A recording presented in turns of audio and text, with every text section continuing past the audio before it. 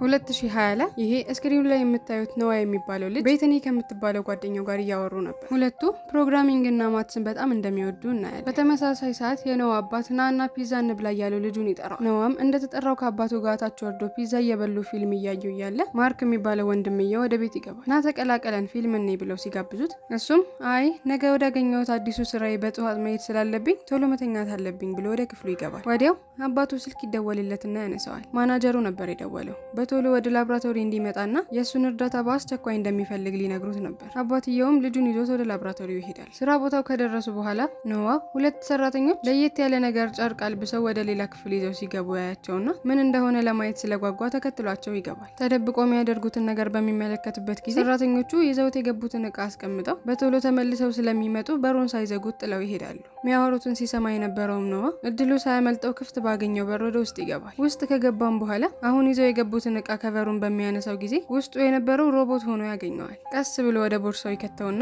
ሊወጣ ሲል ሁለቱ መጀመሪያ የነበሩት ሰራተኞች ተመልሰው መጥተዋል። ነዋም ደንግጦ በአቅራቢያው ያገኘው መደበቂያ ቦታ ውስጥ ይገባል። ምክንያቱም አንዱ ሰራተኛ እዚህ ውስጥ እቃ ሲሰርቅ ካየው አባቱ ከስራ ይባረራል። በተደበቀበት ሳያስበው አንድ ብረት ይጥላል። ብረቱ ሲወድቅ ያወጣውን ድምጽ የሰሙ ሰራተኞች የሆነ ሰውማ እዚህ ውስጥ አለ ብለው ፍለጋቸውን ቀጠሉ። ነገር ግን ምንም ስላላገኙ መጋዘኑን ጥለውት ይወጣሉ። እነሱ መሄዳቸውን ያየው ነዋ ሮቦቱን በቦርሳ ውስጥ ከቶ ይዞ ይወጣል። ወደ አባቱ መሄድና ስራህን ከጨረስክ ወደ ቤት እንሂድ ሲል ይጠይቀዋል። አባቱን በዛ ሰዓት ስራውን ጨርሶ ነበርና ወደ ቤት ይመለሳል። ከላብራቶሪ ያመጣውን ቦርሳ ጠረጴዛ ላይ ካስቀመጠ በኋላ ፒዛውን ኦቭን ውስጥ ይከተዋል።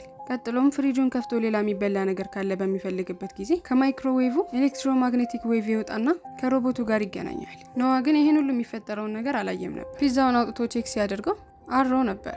እሱም ፒዛው ሲገዛ መጀመሪያ አሮ ነበር ማለት ነው ብሎ ብዙም ትኩረት ሳይሰጠው ጥሎት ክፍሉ ገብቶ ሰርቆት የነበረውን ሮቦት መጎርጎር ይጀምራል። ቀጥሎም ለጓደኛው ቤትን ይደውሎ ከላብራቶሪ ሮቦት እንደሰረቀ ይነግራታል። እሷም ትንሽ ካሾፈችበት በኋላ ነገ እስከምመጣ ድረስ ምንም ነገር ሮቦቱን እንዳትነካው ስትል ትነግረዋለች። እሱም አታስቢ ያልነካውም ሲል ቃል ይገባላታል። እሷን አውርቶ ከጨረሰ በኋላ ወደ ወንድሙ ክፍል በመግባት የሚበላ ነገር ካለ ማየት ሲጀምር ወንድሙ በክፍሉ ውስጥ አልነበረ። በመስኮት ዘሎ ወርዶ ከጓደኞቹ ጋር እየተጫወተ ነበር። ነዋ ወደ ክፍሉ ገብቶ ከተኛ በኋላ ሮቦቱ ይነቃል። የነዋን አፍንጫ በሚነካው ጊዜ ነዋ ተነስቶ ሮቦቱ ተነስቶ እየተንቀሳቀሰ ሲያየው ደንግጦ መጮህ ጀመረ። ጩኸቱንም ሲያይ ሮቦቱም ደነገጠ። ትንሽ ቆይቶም ነዋ ራሱን ካረጋጋ በኋላ ወደ ሮቦቱ ጠጋ በማለት ስሜ ነዋ ይባላል ሲል ይነግረዋል። እኔ ደግሞ አርቲፊሻል ኢንተለጀንስ ዩኒት 9 ነኝ፣ አባቴ ደግሞ አሪ እያለ ነው የሚጠራኝ ሲል ይመልስለታል። ነዋህም በዚህ ጊዜ ይገረምና አባትህ ማን ነው ሲል ይጠይቀዋል። ሮቦቱም አባቴ እኔን የሰራኝ ሰውዬ ነው ካለው በኋላ አይኑን ተጠቅሞ ለየት ያሉ ካልኩሌሽኖችን ማድረግ ጀመረ።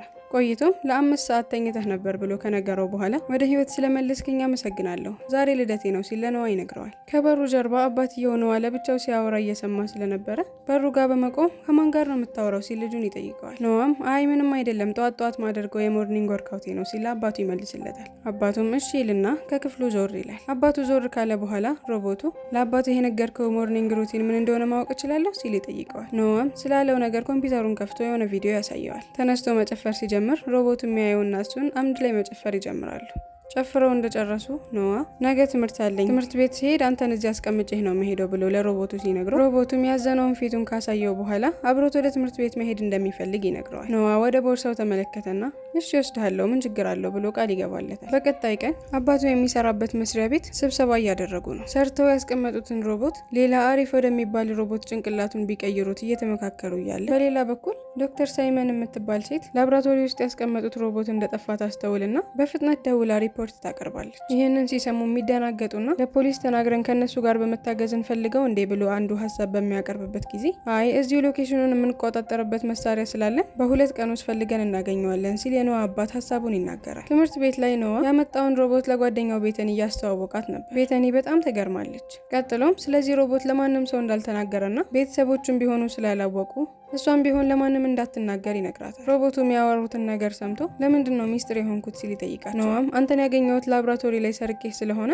ሚስጥር አድርገን ካልያዝነው አንተና እኔን ሊያዩናል ሲል ይመልስለታል። ይህንን ሲሰማ አሪ ህይወቴን ስላተረፍክልኝ አመሰግናለሁ ይለዋል። ቤተኒም ቀጥላ አሪን የሰራውን ሰውዬ ማግኘት አለብን ካለበለዚያ ቻርጁ በቅርቡ ስለሚያልቅብን እያየነው መሞቱ ነው ስትል ትነግረዋል። በሀሳቧ ከተስማማ በኋላ አሪን በቦርሳው ይዞ መሄድ ይጀምራል። ትንሽ ከተራመደን በኋላ ይደክመውና ቦርሳውን መሬት ላይ አድርጎ ለራሱ ማረፍ ሊል ይቀመጣል። አሪም ነዋን ለማዝናናት ከነበረበት ቦርሳ የሚወደውን ዘፈን ከፍቶ ለማዝናናት ይሞክራል። በዛ ሰዓት የትምህርት ቤቱ ኃይለኛ ልጆች ዘፈን እየሰሙ ስለነበር ኬት ነው የሚመጣው ብለው ሲፈልጉ ኖዋን ያገኙታል። አሪ የመሰለብ ችሎታውን ተጠቅሞ ራሱን ከግድግዳ ጋር ካመሳሰለ በኋላ ኃይለኞቹ ልጆች ኖዋን ጥለው መደብደብ ይጀምራሉ። ከቡድኖቹ ውስጥ ያለው አንዱ ልጅ የያዘውን አፕል የኖዋ ፊት ላይ ሲወረውር አሪ የማይታየውን ሰውነቱን ተጠቅሞ አፕሉን ይይዘዋል። ይህንን ሲያዩ በጣም ይደነግጡና እየሮጡ ከዛ ቦታ ይሄዳሉ። በሌላ በኩል ላብራቶሪ ውስጥ ሆኖ በሮቦቱ መቆጣጠሪያ ማሽን በኩል ሮቦቱ እየተንቀሳቀሰና በሌላ ቦታ ሆኖ አገልግሎት እየሰጠ እንደሆነ ይደርሱበታል። ማናጀሩም ቶሎ ብለሽ ሎኬሽኑን አውጪ ሲል ያዛታል። እነ ኖዋ ቤታቸው ተመልሰው አሪን ቻርጅ የሚያደርጉበትን መንገድ ማሰላሰል ጀመሩ። ሮቦቱ የሰራውን ሰውዬ ፎቶ ካሳያቸው በኋላ ስሙ ፕሮፌሰር ኤጊ እንደሚባል ይነግራቸዋል። በዚህ ጊዜ ኖዋና ቤተኒ የሰራውን ሰውዬ ስላገኙ ደስተኛ ይሆናሉ። ብዙም ሳይቆይ ከኖዋ ቤት ፊት ለፊት ጥቁር ትልቅ መኪና ይቆማል። ሮቦቱን የሚያፈላልጉት ሰዎች ነበሩ።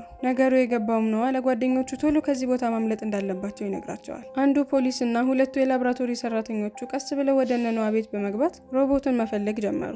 ኖዋና ጓደኛው እነሱ ሳያቸው በመስኮት በኩል ዘለው ከወረዱ በኋላ ሮቦቱ መብረር እንደሚችል ያሳያል። እያመለጡ እያለ ፖሊሱ በመስኮት ያያቸው። በዚህ ጊዜ በፍጥነት ኖዋና ጓደኞቹ መኪና ውስጥ ገብተው መንዳት ሲጀምሩ ፖሊሶቹም ከኋላ እየተከተሏቸው ነበር። ብዙም ሳይቆዩ የፖሊስ መኪና በዙሪያቸው ይከባቸዋል። ተስፋ እየቆረጡም ሳለ ሮቦቱ አሪ ችሎታውን በመጠቀም መኪናውን እንዲበር አድርጎ ከዛ አካባቢ ያስጠፋቸዋል። ካመለጡ በኋላ ሮቦቱ ነገር ግን የትም ብናመልጥ እኮ እኔን የሚቆጣጠሩበት ዲቫይስ በእጃቸው ስለሆነ የትም ብንገባ ማግኘታችን አይቀርም ሲል ይነግራቸዋል። ይህንን ስትሰማ ቤተኒ ላፕቶፑን ከሮቦቱ ጋር በማገናኘት ሀክ ታደርገዋለች። ዶክተር ሳይሞን እና ራዶክ ዲቫይሳቸው ሀክ እንደተደረገ ሲያውቁ የያዙት ዲቫይስ ሮቦቱ ያለበትን ሎኬሽን እያሳያቸው ስላልሆነ ምን እየተፈጠረ ነው ሲሉ ግራ ይጋባሉ። ከመኪናው ወርደው የሰራውን ሰውዬ ሮቦቱንም ምን እንደገነቡት ምክንያታቸውን በሚያስረዳቸው ጊዜ ለጓደኞቹ፣ በሌላ በኩል ራዶክ ሮቦቱ ያለበትን አቅጣጫ ለማወቅ ስላልቻሉ በጣም ይናደድና ሮቦቱ እንዲናደድና በአካባቢው ያሉትን ሰዎች እንዲገድላቸው በዚህም ሰዓት ሮቦቱ ወደ ቀይ ይቀየርና ኖዋ ላይ መተኮስ ይጀምራል። ኖዋ እንደምንም ብሎ የሚተኮሰውን እሳት ሽል ካለ በኋላ የላብራቶሪዎቹ ሰዎች የተኩሱን ድምጽ ከሰሙ በኋላ ሮቦቱ የት አካባቢ እንደሆነ ማወቅ ቤተኒ ሮቦቱ ዝም ብሎ እየተኮሰ ያለው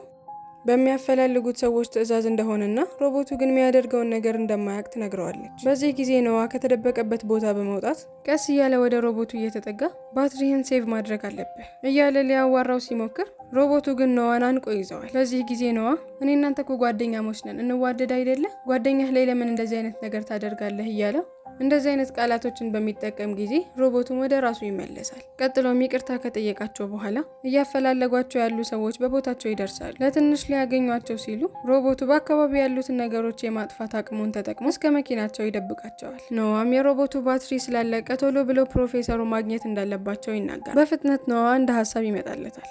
እሱም ዛሬ የሮቦቱ ልደት ስለሆነ ሁል ጊዜ ለልደቱ ፕሮፌሰሩ የሚወስደው ቦታ ላይ ቁጭ ብሎ ሊጠብቀው እንደሚችል አስበው ወደዛ ቦታ ቢሄዱ ፕሮፌሰሩን ሊያገኙት እንደሚችሉ ይነግራቸዋል። የእሱንም ምክር ሰምተው እንዳላቸው ሲያደርጉ እየሄዱ ሳለ የላብራቶሪው ሰውዬ መኪናቸውን ያዩና ፖሊሱን በፍጥነት ተከተላቸው እንጂ ብሎ በሚጮህበት ጊዜ ፖሊሱም እየሳቀ የራሴ መንገድ አለኝ፣ እሱን ተጠቅሜ ሮቦቱን ይዤልህ እመጣለሁ ሲል ይነግረዋል። በሌላ በኩል እነ ኖዋ ፕሮፌሰሩን እናገኘዋለን ብለው ያሰቡበት ቦታ ላይ ቁጭ ብለው ያገኙት። ኖዋ ልክ እንዳገኘው አሪ የሚባለውን ሮቦቱን እንዴት አድርገን ቻርጅ መቸረጅ እንችላለን ብሎ ሲጠይቀው ፕሮፌሰሩ ሮቦቱ የእውነት እነሱ እጅ ላይ ያለ ብሎ ስላላሰበ ሊነግራቸው አልፈለገም ነበር። ነገር ግን ሮቦቱ ከቦርሳው ጭንቅላቱን ትንሽ ሲያወጣ ሲያየው ከተያዩ ረዥም ጊዜ የሆናቸውን ሮቦቱን ስላገኘው የደስታ እንባ ያለቅሳል። ፕሮፌሰሩ ሮቦቱን አንዴ ቻርጅ ካደረጋችሁት በኋላ ለዘላለም የሚያኖረውን አንድ ዲቫይስ ሰርቻለሁ ሲል ይነግራቸዋል። ነገር ግን ዲቫይሱን ኮኔክት ማድረግ እንደማይችል በሚነግረው ጊዜ ኖዋ ማይክሮዌቭን ተጠቅመን ማገናኘት እንችላለን ሲል ሀሳቡን ያቀርብለታል። በፍጥነት ወንድሙ ወደሚሰራበት ሬስቶራንት ሄደው እንዲረዳቸው መለመን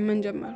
የኖዋ ወንድም የሚሉትን ሲሰማ ገና ትላንትና ከተቀጠርኩበት ስራ ቦታ አሽቀንጥረው እንዲጥሉኝ ነው የምትፈልገው ሲል ይጠይቀዋል። ነገር ግን ኖዋ ሌሊት ላይ በመስኮት ዘላ ከጓደኞቹ ጋር ስትጫወት እንዳየሁ ለአባቴ ይናገራለሁ ብሎ ማስፈራራቱን ሲጀምር ወንድሙም አማራጭ ስላልነበረው እሺ ብሎ ይስማማለታል። በሌላ በኩል የላብራቶሪዎቹ ሰዎች ሮቦቱ ያሉበትን ቦታ ስላወቁ በፍጥነት እየነዱ እየመጡ ነው። ፕሮፌሰሩ ማይክሮዌቭን ተጠቅሞ ከአሪ ጭንቅላት ጋር ካገናኘው በኋላ ቻርጅ ማድረግ ሲጀምር ኤሌክትሪሲቲ ይበጠስና መብራት ይጠፋል። ወዲያው ፖሊሱና የላብራቶሪው ሰውዬ ወዳሉበት ቦታ በመግባት ሮቦቱን አንስተው ይወስዱባቸዋል። በቦታውም የኖዋ አባት ደርሶ ስለነበረ ስለ ሁኔታው ለአባታቸው ያስረዱታል። ቀጥለውም እንዳለ ተያይዘው ወደ ላብራቶሪ ይመለሳሉ። የላብራቶሪውም ሰውዬ ፕሮፌሰሩን አዲስ ወደሚሰሩት ሮቦት የአሪን ኢንፎርሜሽን በሙሉ እንዲገለብጥላቸው ያዙታል። ሴቷም እያለው ያለውን ሀሳብ ባትደግፍም ነገር ግን ማናጀሩ እሱ ስለሆነ ሚላትን ነገር በሙሉ ማድረግ አለ አለባት። በዛ ሰዓት ኖዋና አሪ ቀስ ብለው ላስት ኦፕሬሽኑን አስቆመው ሮቦቱ አሪን ሊሰርቁት ሲገቡ ራውዲ ካያቸውና በፍጥነት ይዘውት ሳይሄዱ በፊት አዲስ እየሰራ የነበረውን ሮቦት ይለኩሰዋል። በዚህም ጊዜ አዲሱ ሮቦት እሳት በየአቅጣጫው መተኮስ ይጀምራል። የተተኮሰው አንዱ እሳት የኖዋን እግር ነክቶት ነበርና ወደ ትልቁ ጉድጓድ ይገባል። ነገር ግን ጉድጓድ ውስጥ ሙሉ ለሙሉ ሳይገባ በፊት አሪ ተከትሎት በመግባት ኖዋን ወደ ሰውነቱ ውስጥ ያስገባዋል። በድንገትም ኖዋ ሮቦቱን ለብሶ ወደ ላይ እየበረረ ይወጣል። ቀጥሎም ከአዲሱ ሮቦት ጋር ሽጉጣቸውን በሚተኳኮሱበት ጊዜ አዲሱ ሮቦት በጣም ፈጣን ነበርና ሊቋቋመው አልቻለም። ስለዚህ ቤተኒን እንድትረዳው ይጠይቃታል። እሷም ሮቦቱን ለመደምሰስ የሚረዳ ጋሻ ትወረውርለታለች። በዛም ሰዓት የላብራቶሪው ቢውልዲንግ እየተደመሰሰ ስለነበር ኖዋ ያለውን አቅም ተጠቅሞ ጣራውን ከያዘ በኋላ ውስጡ ያሉት ሰዎች እንዲያመልጡ ያደርጋቸዋል። ከብዙ ጊዜያቶች በኋላ አሪ ከኖዋና ከቤተኒ ጋር ትምህርት ቤታቸው ላይ እየተዝናኑና ጥሩ ጊዜ እያሳለፉ እንመለከታለን።